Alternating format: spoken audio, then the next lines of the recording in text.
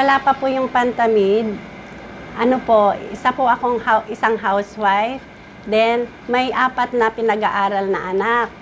Ngayon po, nung ang nagtatrabaho lang po sa akin ang aking asawa, minimum wage lang po ang sahod niya. Siguro yung yung pag tumatawag ka minsan, 'di ba? Pag magpa-follow up ka, tapos minsan hindi na sinasagot. Tapos sasabihin nila wala pa, tapos meron. Naranasan ko 'yun. Sa akin naman naintindihan ko naman eh. Yung kaibigan ko kasi kumukuha siya dito, and then sinama niya ako dito sa DSWD para ayun nga yung pag may problema ka sa medical assistant or kung ano man sa boreal or sa education. Ayun, dito daw pwedeng kumuha ng ganun para makakuha ng tulong.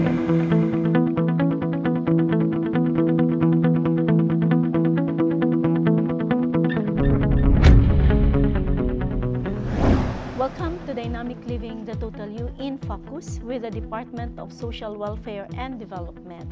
We know for a fact that we get to hear that the DSWD is always on top of the situation when there are calamities and disasters. And is this really true? Today, we are very much honored to have with us Yusek Aymineri from the DSWD. We'd like to know and understand the workings of the department. Magandang araw sa iyo, Yusek. Magandang araw.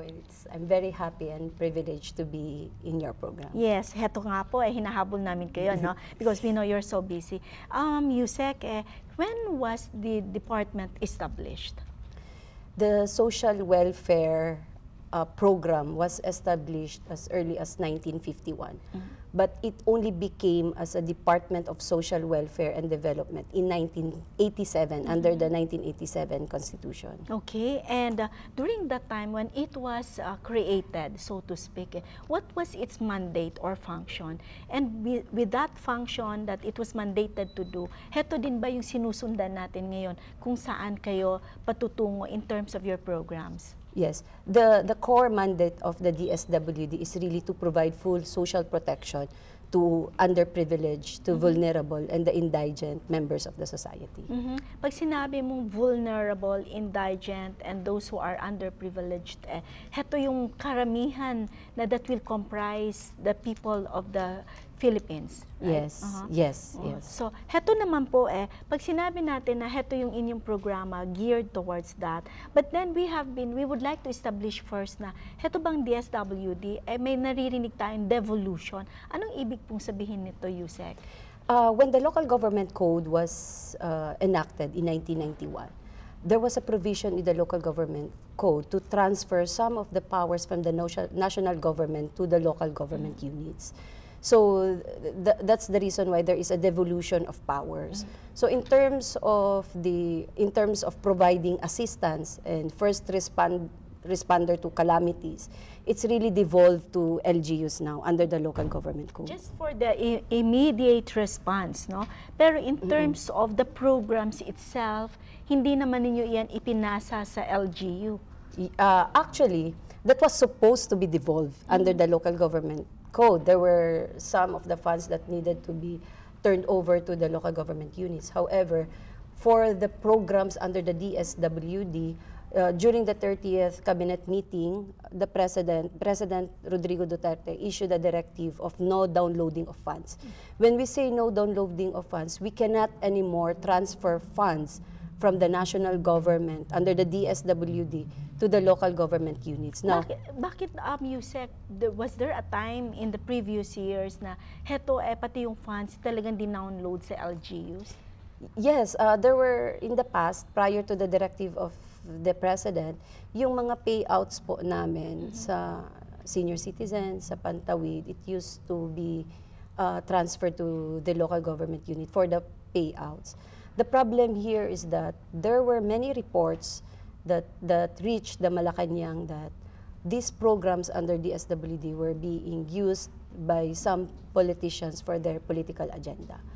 And many of these programs were also being used in campaigning and securing votes from the constituents.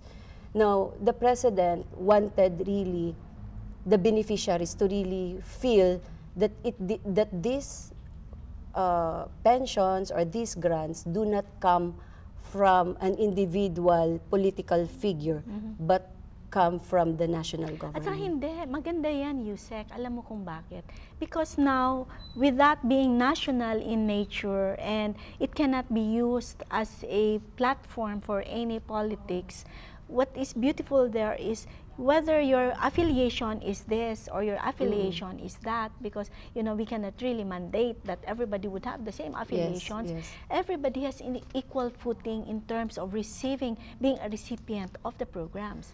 That's correct. Regardless of their political affiliation, regardless of whom they vote or not, Yeah. they really are entitled if they are qualified under the program. What what they will have to do is really they have to go directly to the offices or field offices of the DSWD.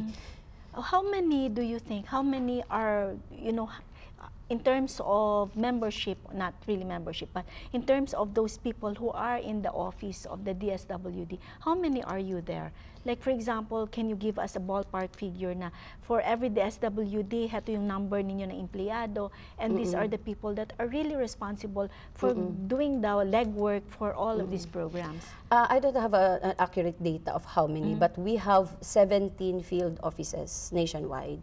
So for all regions, you have a field office. Yes, we have field offices and we have subdivisions and departments where these particular programs are being implemented. So we have 17 regions all over the Philippines. We have the region 1, 2, 3, until up to 12. We also have a counterpart to BARM that it used to be ARM. So yun po. Kasi yun po yung trabaho namin. In other words, all areas, whether it's in the hinterlands, yung pinaka-far-flung areas, they can actually, really, there's no reason by which na hindi sila maka-avail, di ba? Even in the GIDA areas, the geographically isolated areas, if we have regional offices, we also have like parang SWAD, yung social welfare team per municipality. In fact, it goes down to barangay. But the challenge here now, since that we just had the directive from the President last year of no downloading of funds, we are needing more personnel. That's why we are really lobbying to the DBM to provide us the manpower. So additional manpower. So that's good news for those who wants to join your programs and your work. So we'll take a very short break now, Yusek. And when we return, we'll continue on with our discussion. This time focusing now on the programs that you have. Please stay tuned to Hope Channel.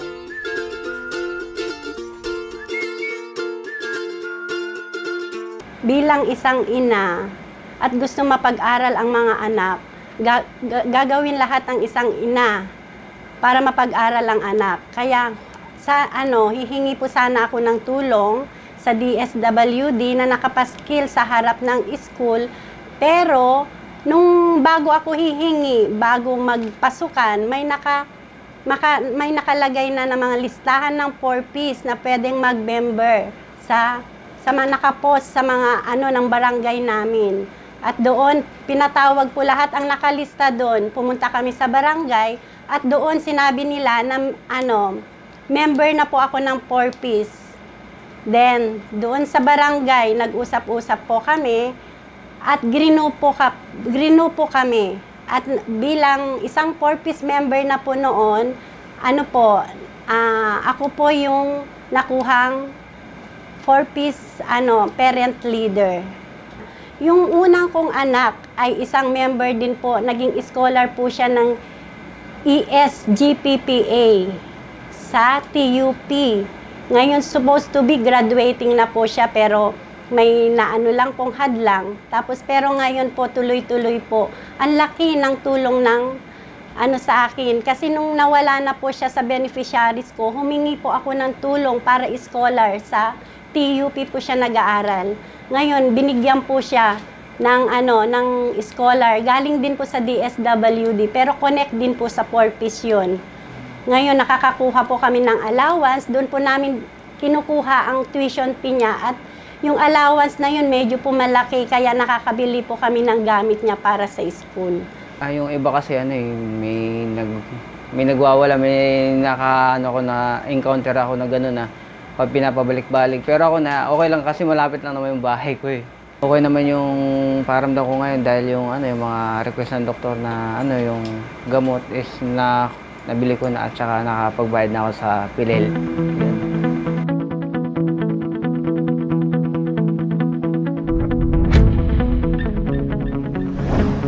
Welcome back to Dynamic Living, the Total You in Focus with our feature episode here, Department of Social Welfare and Development. So, heto naman ngayon, Yusek. So, na-establish na natin ano talaga ang main function at kailan, nagsimula si DSWD. Pag-usapan natin yung inyong mga programa. And sabi niyo nga kanina before the start of the interview that the President has given you the mandate regarding poverty alleviation. Yes. And there are 3 major programs under this. Yes. So, we'll start with the first one, which is actually your Pantawid Pamilyang Pilipino program. The 4-piece. The 4-piece. Four-piece, the controversial 4-piece, yes. Because there is a misconception of saying that this 4-piece is not, does not actually address the poverty alleviation, considering that it's only a mere dole-out.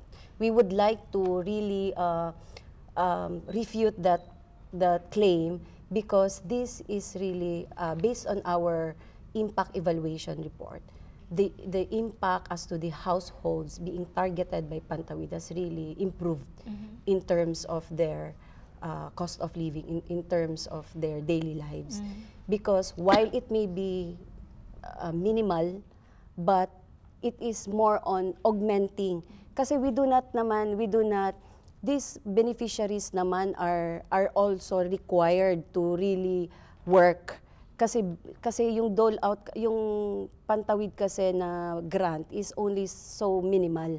So hindi namin... Ganito kasi yan, Yusek. Pag sinabi mong Pantawid, that's only kung if you really look into the real meaning of Pantawid, it's not something that would take the place of something that you already have. It is something that will help you. Parang it's a bridge to help you on your day-to-day needs, di ba? That's correct. So that's who correct. are the beneficiaries of this Pantawid? The targeted poor households who have children up to 0 to 18 years old.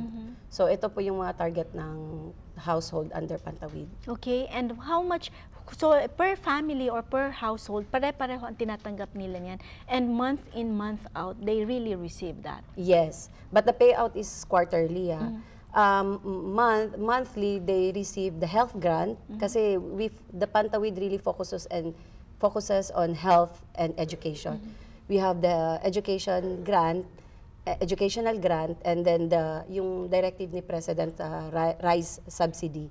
So we have, I think, 500 pesos for health grant, 300 to 500 pesos for the educational grant, and 600 for the rice subsidy. So heto natatanggap nila quarterly, and it is supposed to really help this family. So heto naman siya if you can give us an idea on how many families are enrolled. Like for example, in one particular region, would you say na there are around 10-20% of the total population of that area?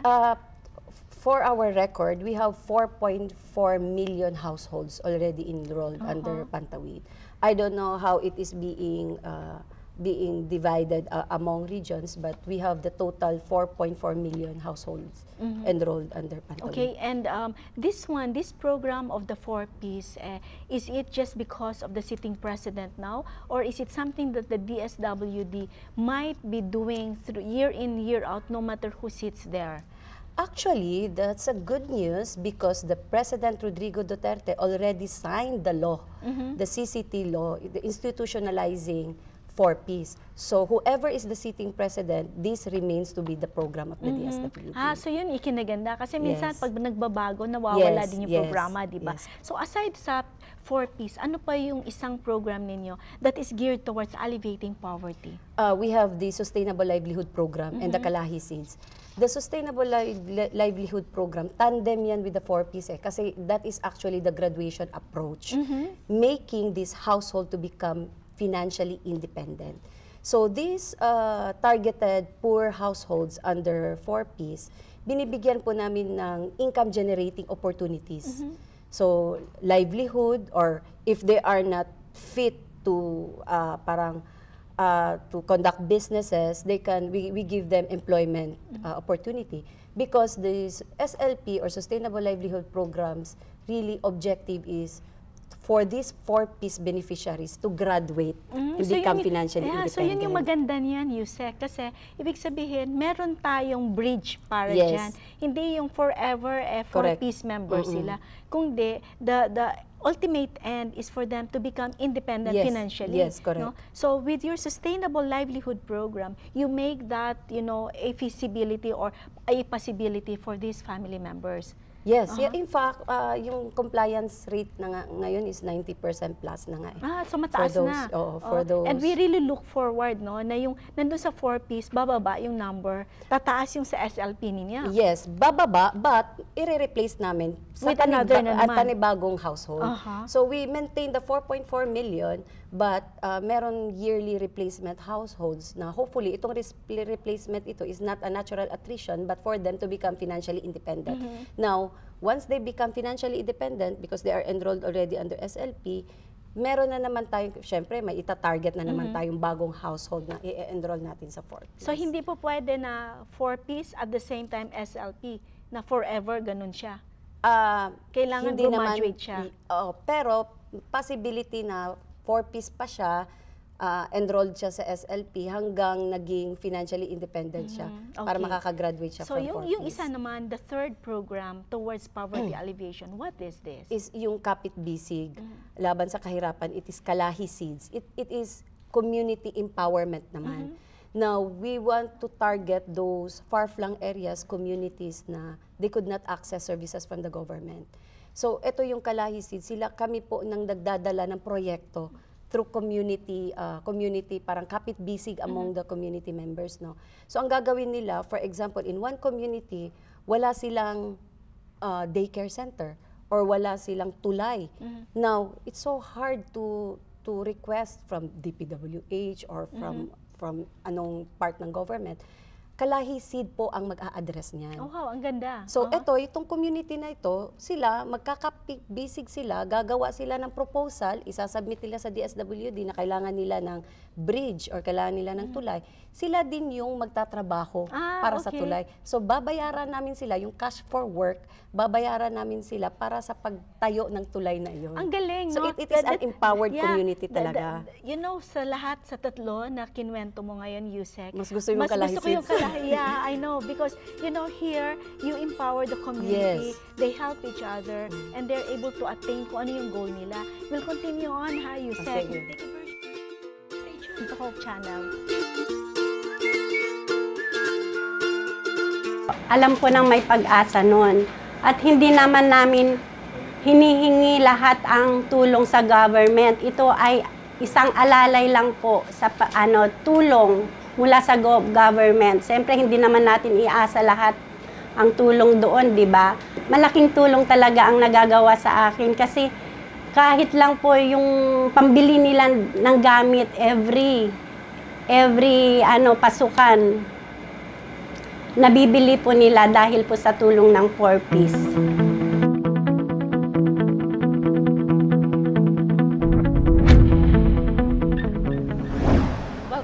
To Dynamic Living, the Total You in Focus with our guest here, Department of Social Welfare and Development with Yusek Aimee.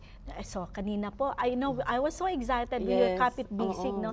Because as I was saying and you were telling me, this is something that can really be done and it's people empowerment. Yes. In fact, we have so many success stories. Many of those members of the communities under Kalahi Seeds became barangay captain, became kagawad ng barangay. And some of them parang may moral boosting They become parang yung self-confidence nila because they become leader sa kanilang communities and then they already see the products of their hard work kasi they were the ones who would prepare the project proposal and they were the ones who would work hard to construct this particular So yung project. implementation kanila lahat. yung ipag-iisip kanila, budgeting and everything, and then they submit it to you. So kumbaga mas madali siya kaysa kung marami pang bureaucracies na dadanan just to have that, no? So that's one beautiful thing that your department is doing. What about Yusek, hetong social provision or pensions for indigent senior citizens? Meron din kayo nito? Yes, we allocate 500 pesos for senior citizens who are indigent. When we say indigent, who are not regular pensioners under SSS or GSIS.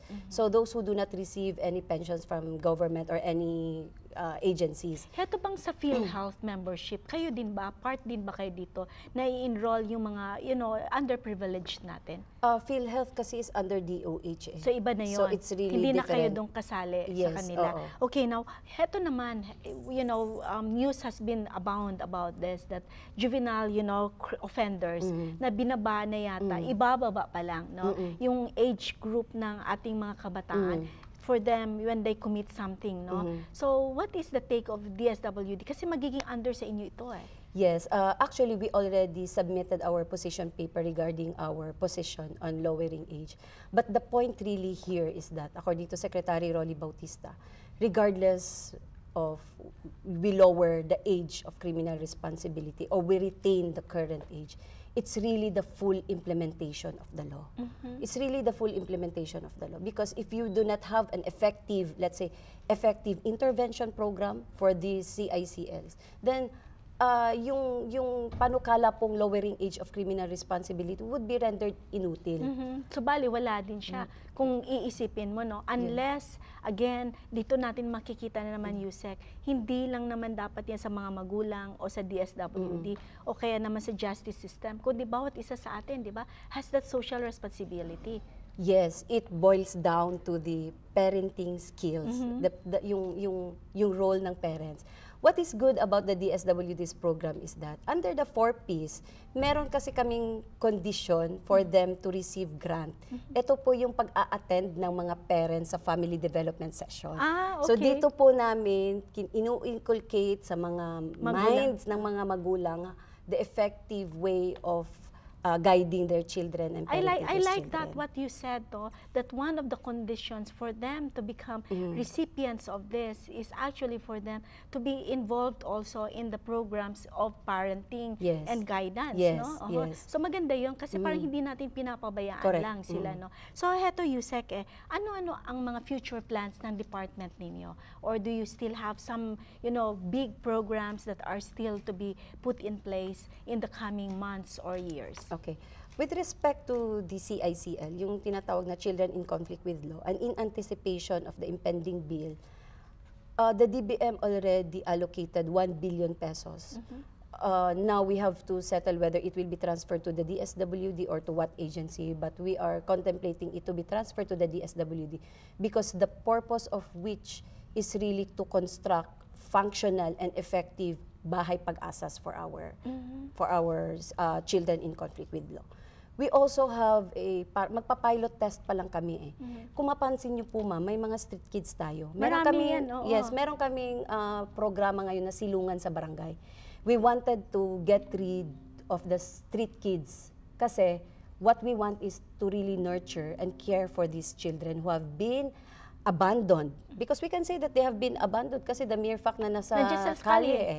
So ngayon, ang aming objective yan is really to get them and then it will be the government who will intervene and nurture and then take care of these kids. Gusto ko yung salita mo, Yusek, nurture and then take care of these kids. Kumbaga, kukunin ninyo sila because it's our responsibility of the government also to be responsible for these children. Kasi if the government will not do something about them, who will be there for them, di ba? Yes, correct. So let me ask you now, on a personal level, which of these programs that we have been discussing is closest to your heart? Actually, tatlo talaga sila eh, closest to my heart because one cannot be effective without the other. As what I've said, konektado po yan lahat. The Pantawid, it cannot be there forever. It has to be graduated into Sustainable Livelihood Program. It is very close to my heart, the 3 big tickets, because it empowered the community. It makes this poor, vulnerable, and indigent people to become financially independent. So, the 3 big tickets of the DSWD are really closest to my heart. And your vision for the Filipino people? My vision is the same as the vision of the President. By the end of his term, we will be able to reduce the poverty by 14%. Wow, amazing. So now, your message of hope to our people? To all our indigent, vulnerable, and marginalized members of the society, DSWD is your partner. Kaya nga meron kaming #malasakit. #mymalasakit, because this is really the directive of the President to deliver directly to you the services of the DSWD. So, huwag po kayong magdalawang isip. Punta po kayo sa lahat ng mga ahensya ng DSWD all over the Philippines.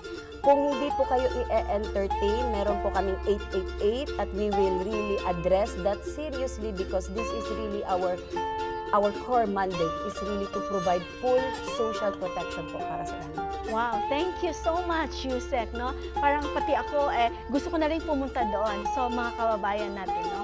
Please remember that by knowing what the different agencies in the government is doing for us, like the DSWD, that means we are bringing them closer to your homes, no? By looking and watching with Dynamic Living the Total You. At heto po, hindi kaya ng DSWD na sila lang po ang gagawa nito. Kailangan din po nila ang tulong natin ng bawat mamamayan. At sabi po sa James 1:27, to look after the orphans and widows in their distress is actually a mandate from above. Magandang araw po. Dynamic living, making the best of you on fire.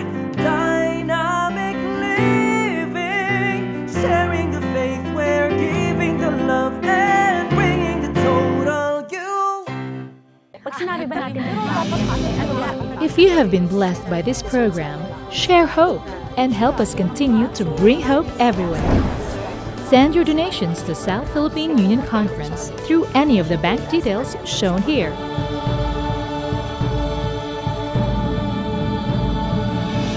Hope Channel, sharing love, changing lives.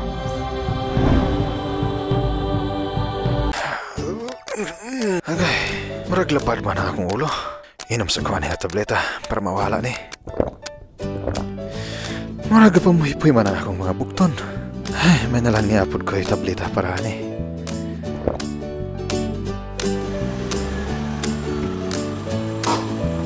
Ayay, marag wala gani may angay akong tiyan sa akong pamahaw ba? Naman po siguro ko'y tambal para sa hapto sa tiyan diri. Hops! Kadali lang higala! Nahibalo ka ba nga pwede kang madaot sa dili sakto nga pagtumar og mga medisina? Tungod kay sintetika ni, kikinahanglan gayud ang medical advice sa pagtumar ni ini. Busa, sulahi usa ang Natural Remedies. Ang Natural Remedies Encyclopedia adunay kapin sa 11,000 ka home remedies para sa sobra sa 700 ka mga balatian. Palit na sa Natural Remedies Encyclopedia. Sa Natural Remedies Encyclopedia, siguradong mas safe and healthy ka.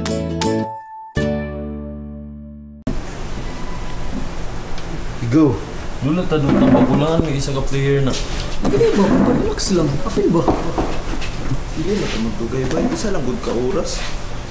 Kamula pa man kung basa ani nga libro gaw. Mapag ikaw study ayon na. Kira na, katunga na bitaw ka. Mogid, bisa magidag isa ka page diya. Wala pa may kapangabli. Pero gaw, kabalo ba mo sa itong maista nga subject? Sige ba siya gatag og quizzes? Ingon pa ga siya nga mag-andam ta per me? Sis. Pero ba, di ba nakapaminaw ka sa leksyon ni ma'am? Diyos, ikaw pa. Great cake ka. Ito kayo.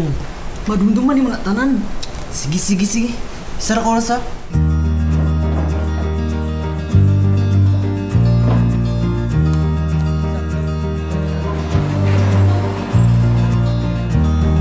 Okay, class, get your workbook. We're gonna have a quiz.